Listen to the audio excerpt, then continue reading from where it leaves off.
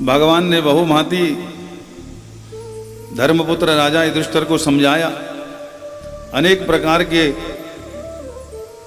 वृतांत सुनाए, दृष्टांत दिए। फिर भी जब उनका मन अधीर ही रहा तो कहा कि चलो, भीष्म पितामह तुम्हारे धर्म धुरंधर हैं, वे अभी जीवित हैं, अभी तक उन्होंने श्वास त्यागी नहीं है, उनके पास चलो। वे वास्तविक धर्म के मर्म को जानने वाले हैं, उनके अंतिम वाक्यों को श्रवण करें।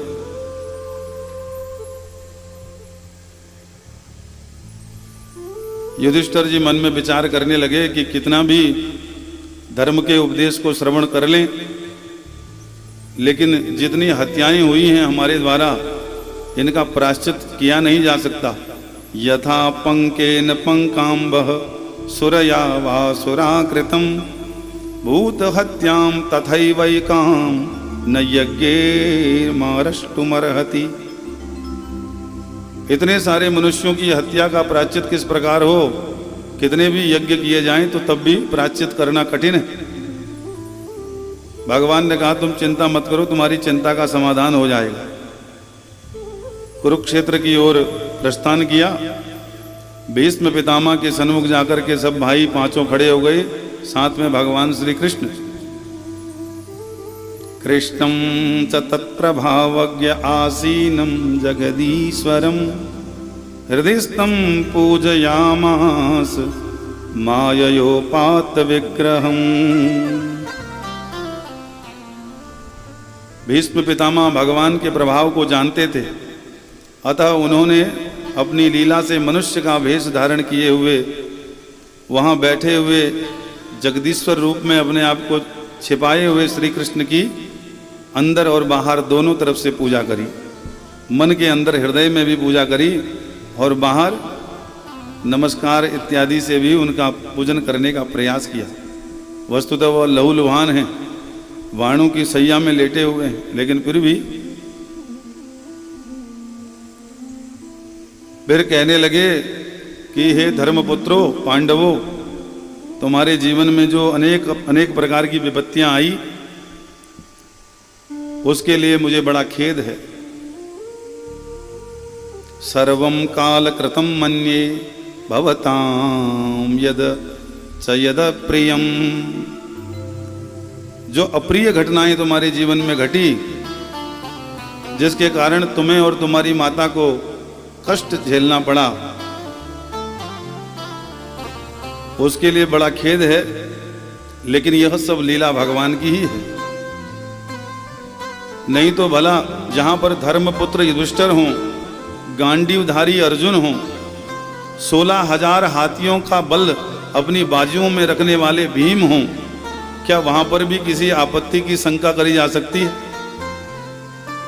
जहां पर स्वयं रक्षण करने के लिए श्री कृष्ण खड़े हों, उन्हें भी नाना प्रकार के कष्ट झेलने पड़े, सुनने में बड़ा अटपटा लगता है। लेकिन हे धर्मपुत्रों, तुम्हारे धर्म के कारण ही अनेक विपत्तियों के आने पर भी तुम्हारा बाल बांका नहीं हुआ, क्योंकि श्री कृष्ण तुम्हारे साथ खड़े थे। क्योंकि तुम धर्म की धारणा करने वाले हो, इसलिए तुम्हें तराश करके आभूषण बनाना चाहते थे भगवान की सारी सृष्टि में तुम्हारा यश हो। इसलिए जो विपत्तियां आई, उन विपत्तियों को भगवान की कृपा का फूल समझिए।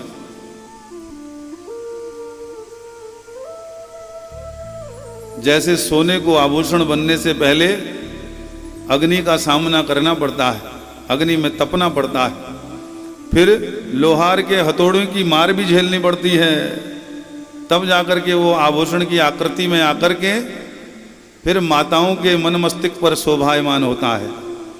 माताएं फिर उस आभूषण को ग्रहण करती। तो स्वर्ण को भी आभूषण बनने से पहले तपना पड़ता है, पिटना पड़ता है, तब जाकर के वो सम्माननीय होता है। इसलिए झुकते वो हैं जिनमें जान होती है, अकड़े रहना तो मुर्दों की पहचान होती है। तुम्हारे अंदर जो विनम्रता है, ये इस बात का परिचय है कि तुम धर्मज्ञ हो। इसलिए अपने जीवन में आने वाली विपत्तियों का कोई चिंतन न करना, ये जो कुछ घटनाएं घटी हैं प्रिय और अप्रिय सब कृष्ण कृपा से घटित हुई हैं।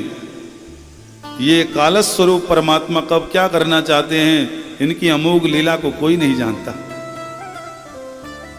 सवै भगवान साक्षाद्याद्यो नारायण पुमान मोहन्य मायया लोकम गूढ़श्चरति वृष्टिषु। ये जो श्री कृष्ण तुम्हारे साथ खड़े हैं ये कोई और नहीं साक्षात भगवान है। आज पितामह ने भी बता दिया श्री कृष्ण के बारे में जो रहस्य आज तक छिपा था वो पितामह भी आज बता रहे हैं। इन्होंने अपनी माया से सभी जीवों का मन मोह रखा है इसलिए कोई इनको पहचान नहीं सक रहा है। ये यदुवंशियों में छिप करके लीला कर रहे हैं, वस्तुतः यह स्वयं नारायण हैं। जय जय श्री राधे। देखो तो सही, मुझ दीन पर कृपा करने की लालसा से तुम्हें निमित्त बना करके धर्म का उपदेश सुनाने के लिए मेरे पास आ गए, मेरे निकट आ गए। न जाने मेरे कौन से जन्मांतर का पुण्य है जो मुझ पर दया करने के लिए भगवान मुझे दर्शन देने के लिए आ गए मृत्यु की इस अंतिम घड़ी में। भक्त्यावेश मनो यस्मिन् वाचायन्नाम कीर्तयन् त्यजन कलेवरम योगी मुच्यते काम कर्म विहि।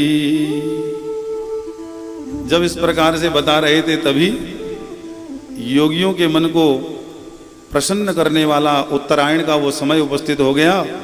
उत्तरायण का समय देख करके अब भीष्म पितामह के मन में ये बात उठी कि देखो ये शुभ घड़ी है और योगियों के योग को बल देने वाला ये समय है उत्तरायण का, इसलिए अब मुझे प्राण त्याग करने चाहिए। श्री कृष्ण भी सन्मुख हैं और उत्तरायण का ये मुहूर्त भी उपस्थित हो गया है। इसलिए भगवान को लक्ष्य करके कहने लगे सदेव देवो भगवान प्रतीक्षताम कलेवरम यावदिदं हिनोम्यहम् प्रसन्न हासारुण लोचनो लसन मुखाम्बुजो ध्यान पथश्चतुर्भुजः। ये भगवान तब तक मेरे सन्मुख खड़े रहें जब तक मैं अपने प्राण इनमें सम्मिलित ना कर दूं, क्योंकि इच्छा मृत्यु का वरदान है भीष्म पितामह को। इसलिए भगवान से कह रहे हैं कि यदि आप आ ही गए हो मुझे कल्याण देने के लिए तो आप तब तक यहाँ खड़े रहें, तब तक प्रतीक्षा करें जब तक मेरे प्राण तन से निकल करके आप में न सम्मिलित हो जाएं। जय जय श्री राधे।